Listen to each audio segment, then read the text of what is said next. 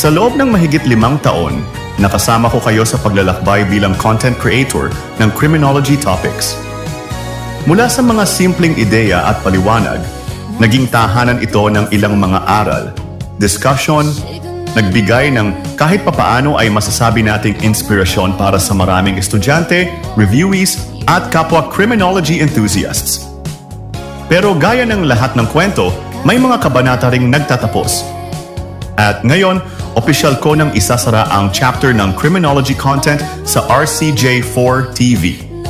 Hindi ito isang pagpapaalam dahil naniniwala ako lagi na bawat pagtatapos ay may panibagong panimula. Abangan ninyo ang aking bagong content chapter. Same character, same designs, same concept, at unique style.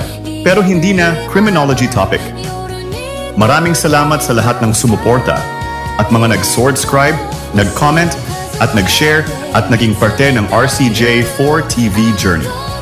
Hindi ko makakalimutan na dahil sa inyo, nabuo ang 5 taon ng criminology content journey na ito. Ngayon, ay bibitawan ko na po ang niche na ito.